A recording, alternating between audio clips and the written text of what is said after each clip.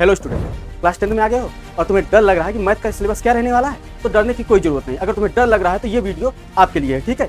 यहाँ पे मैं आप लोग को बताऊंगा मैथ का पूरा सिलेबस क्या रहने वाला है। मैं लेके आ गया हूँ तुम्हारे लिए मैथ के सिलेबस का पूरा ब्रेकडाउन, ठीक है। आइए देखते हैं क्या रहने वाला है हमारा सिलेबस, ठीक है।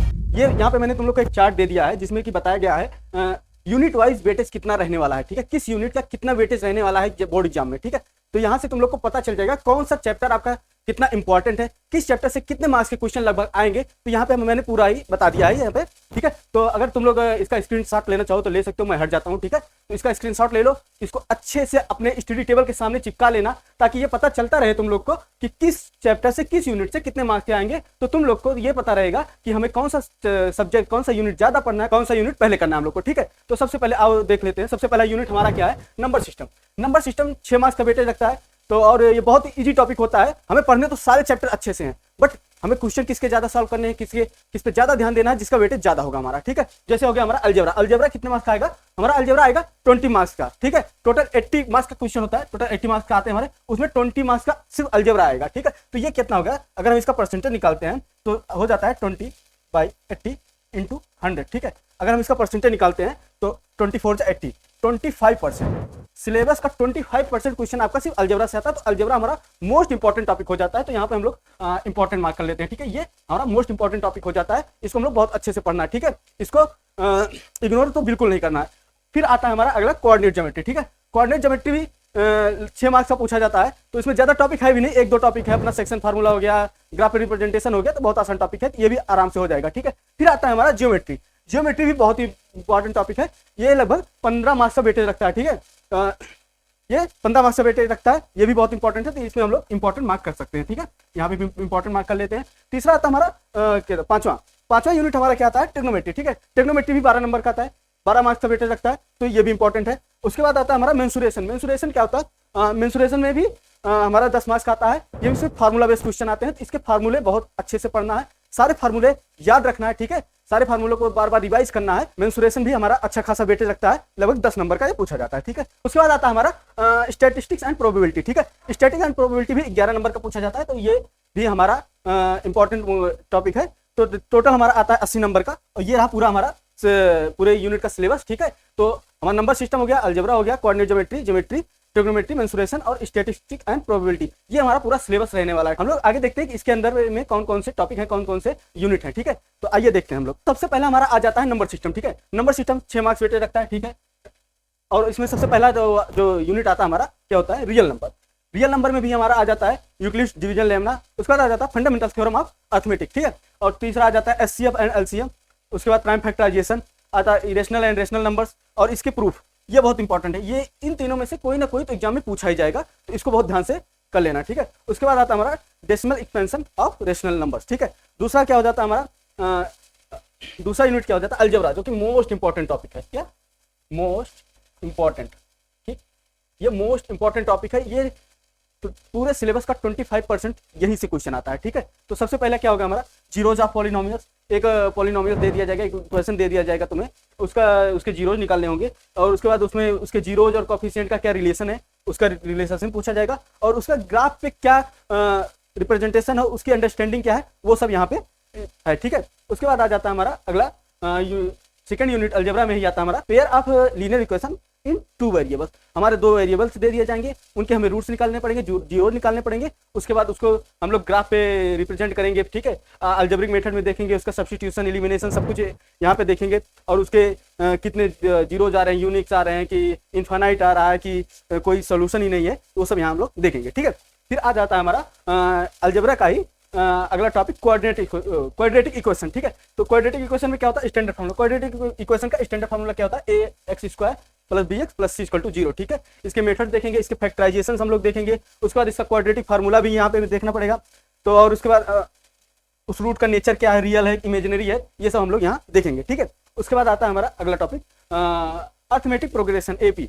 तो इसमें क्या nth फार्मूला। nth फार्मूला क्या होता है, तुम एक सीरीज रहेगी, जैसे हो गया हमारा 1 3 5 7, एक जैसे इसमें 2 2 2 2 2 का कॉमन डिफरेंस है, तो एक फिक्स इंटरवल टाइम का सीरीज रहेगा। उसमें हम लोग को nth टर्म जैसे पूछ लेगा कि इसका फर्स्ट टर्म दे दिया, लास्ट टर्म दे दिया, तो पूछ लिया 6 टर्म क्या है, 7 टर्म क्या है, ऐसे ही पूछ लिएगा। तो ये हो गया इसका nth टर्म। और इसका जैसे ये यहाँ तक ये दे दिया लगभग 25 तक। तो हम लोग को इसको हम लोग का यहाँ से 1 से 25 तक सम निकालना है, तो उसके लिए सम ऑफ द nth टर्म, ठीक है। जैसे फर्स्ट 25 टर्म, फर्स्ट 6 टर्म, ऐसे ऐसे सम पूछ लेगा तो हम लोग इसका यहाँ पे सम निकालना पड़ेगा, ठीक है। उसके बाद इसके वर्ड प्रॉब्लम्स भी आएंगे। अब आते हैं हम लोग अगले यूनिट पे, कोऑर्डिनेट ज्योमेट्री, जिसका वेटेज 6 मार्क्स का है, ठीक है। 6 मार्क्स का है, तो इसमें सिर्फ आप ये सिर्फ 4 टॉपिक पढ़ लेंगे तो लगभग 6 मार्क्स आपके क्लियर हो जाएंगे। तो सबसे पहले क्या आता है, डिस्टेंस फार्मूला और सेक्शन फार्मूला, दूसरा एरिया ऑफ ट्रायंगल, ठीक, और ग्राफ ऑफ लीनियर इक्वेशन।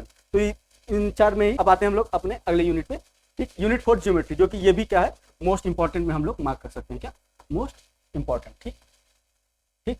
तो इसमें क्या क्या आता है हमारा, सबसे पहले टॉपिक है इसका ट्रायंगल, ठीक है। ट्रायंगल में क्या क्या आता है, हम लोग को सिमिलरिटी ऑफ ट्रायंगल्स पूछा जाएगा, ठीक है। और दूसरा क्या है हमारा, बेसिक प्रोपोर्शनलिटी थ्योरम है। उसके बाद तीसरा हमारा पाइथागोरस थ्योरम एंड कन्वर्स, ठीक है। उसके बाद आता है हमारा अगला, इसी में ज्योमेट्री में 4th यूनिट में हमारा सर्किल, ठीक है, सर्किल। तो इसमें टेंजेंट्स ऑफ द सर्किल पूछा जाएगा। पहला टॉपिक है टेंजेंट्स ऑफ द सर्किल, दूसरा क्या है, number of tangents from a point, उसके बाद प्रॉपर्टीज ऑफ टेंजेंट्स। तो टेंजेंट क्या होता है, जैसे कोई सर्किल हो गया हमारा, जो इसको टच करके ऊपर से एकदम टच करके निकल जाए, उसको हम लोग टेंजेंट कहते हैं। तो ये क्या हो गई, जो ए बी लाइन है, ये हमारा क्या हो गया, ये क्या हो गया, टेंजेंट, ओके, ये क्या हो गया, टेंजेंट, ठीक है। तो वही है टेंजेंट टू अ सर्किल क्या होगा, नंबर ऑफ कितने, इस पॉइंट से, जैसे कोई पॉइंट दे दिया कि इस पॉइंट से कितने टेंजेंट्स बन सकते हैं, और इस टेंजेंट का प्रॉपर्टी यहाँ पे है, ठीक है। उसके बाद आते हैं हम लोग ट्रिग्नोमेट्री पे। ट्रिग्नोमेट्री भी 12 मार्क्स का पूछा जाएगा, ठीक है। इसका वेटेज 12 मार्क्स का है सिलेबस में। उसके बाद आ जाता है, सबसे पहला इस यूनिट में आ जाता है इंट्रोडक्शन टू ट्रिग्नोमेट्री, ठीक है। इंट्रोडक्शन टू ट्रिग्नोमेट्री में सबसे पहला ट्रिग्नोमेट्रिक रेशियो हो गया, जैसे साइन कॉस टेन, इसमें इसके अपने फार्मूले होंगे, ठीक है, रेशियो मेथड से। उसके बाद आता था अपना ट्रिग्नोमेट्रिक आइडेंटिटी, जैसे आप लोगों ने पूरा कभी कभार अपने सीनियर से सुना होगा, sine square plus cos square equal to 1 होता है, तो ऐसे इसमें आइडेंटिटीज रहेंगी, ठीक है। उसके बाद आ जाता है वैल्यू ऑफ ट्रिग्नोमेट्रिक रेशियोज। तो ये सब टॉपिक हो गए हमारे ट्रिग्नोमेट्री के, ठीक है। अब आता इसी यूनिट 5 में हम लोग का आ जाता है अगला टॉपिक, एप्लीकेशन ऑफ ट्रिग्नोमेट्री। तो इस ट्रिग्नोमेट्री को यूज करके हम किस किस पे एप्लीकेशन लगा सकते हैं, जैसे क्या होगा, हाइट एंड डिस्टेंस, हम लोग हाइट एंड डिस्टेंस भी निकाल सकते हैं ट्रिग्नोमेट्री को यूज करके, ठीक है। हमारा अगला यूनिट आता है मेंसुरेशन। मेंसुरेशन जैसे कि मैंने बताया, इसमें फार्मूले बेस्ड क्वेश्चन आते हैं, तो इसमें बहुत ज़्यादा मेहनत करने की जरूरत नहीं है, बस आपको फार्मूले देखना है। फार्मूले बहुत अच्छे से पढ़ना पड़ेगा, फार्मूले का डेरिवेशन, फार्मूला आप डायग्राम के साथ अगर समझ लेंगे एक बार, तो ये क्वेश्चन इसके हवा में बनते हैं, ठीक है। तो ये आराम से हो जाएगा। तो इसमें सबसे पहले क्या था, area related to circle, area of circle, जैसे एरिया ऑफ सर्किल क्या होता है, पाई आर स्क्वायर होता है, ठीक है। तो सेक्टर एंड सेगमेंट जैसे क्या हो गया, तो ये है हमारा मेंसुरेशन का टॉपिक, ठीक है। आते हैं हम अपने अगले टॉपिक पे, ठीक है। तो ये हो गया हमारा मेंसुरेशन का दूसरा topic, surface area and volumes. अब इसमें क्या रहेगा, इसमें एरिया क्यूब का, क्यूबाइड का, सिलेंडर का, कोन का, स्फीयर का, जो जितने 3D ऑब्जेक्ट है हमें उसका एरिया निकालना होगा, उसका वॉल्यूम निकालना होगा। जैसे कॉम्बिनेशन ऑफ सॉलिड हो गया, जैसे 2-3 क्यूब जोड़ के एक क्यूबाइड बन जाता है, तो उसका एरिया क्या होगा, उसका वॉल्यूम क्या होगा, इसमें ये सब देखेंगे हम लोग, ठीक है। उसके बाद आते हैं हम लोग अपने अगले टॉपिक पे, स्टैटिस्टिक्स एंड प्रोबेबिलिटी, ठीक है। तो इसमें हम लोग मीन देखेंगे, जैसे एवरेज होता है, जैसे हमारा दे दिया कि 1 3 5 6, ठीक है, ये दे दिया गया, इसमें बता दिया, इसमें पूछ गया इसका मीन निकालना क्या। तो इसका मीन क्या होगा, इन सबको प्लस करके जितने नंबर ऑफ टर्म है, जैसे 4 है, इसको 4 को डिवाइड कर देंगे तो इसका मीन आ जाएगा। तो ऐसे हम लोग मीन, मोड, मीडियन सबका अलग अलग अपना रूल है, उस हिसाब से हम लोग उनको निकालेंगे, ठीक है। और उसके बाद आ जाता है हमारा अगला टॉपिक, आ जाता है प्रोबेबिलिटी। प्रोबेबिलिटी क्या होता है, संभावना, ठीक है, कि उसकी संभावना कितनी है प्रोबेबिलिटी। तो यहाँ पे भी क्लासिकल प्रोबेबिलिटी, सिंपल इवेंट्स, और देखो प्रोबेबिलिटी का फार्मूला भी दे दिया गया है, favourable outcomes upon total outcome, ठीक है। तो ये हमारा यूनिट 7 है, ठीक है। ये लगभग 11 मार्क्स का पूछा जाता है। फिर हमारा पूरा सिलेबस, ठीक है। तो हम लोग को करना क्या है, हम लोग को एप्लीकेशन बेस्ड क्वेश्चन पे ज्यादा फोकस करना है, ठीक है। और रियल लाइफ जो बेस्ड क्वेश्चन है उन सब पे बढ़िया से फोकस करना है। और एनसीईआरटी को नहीं छोड़ना है। सबसे पहले हम लोग क्या करते हैं, सबसे पहले कि रेफरेंस बुक पे भाग जाते हैं, नहीं, सबसे पहले हम लोग को एनसीईआरटी सॉल्व करना है, ठीक है। अगर हमसे एनसीईआरटी सॉल्व हो जाता है, उसके बाद हम लोग रेफरेंस बुक को प्रीफर करते हैं, ठीक है।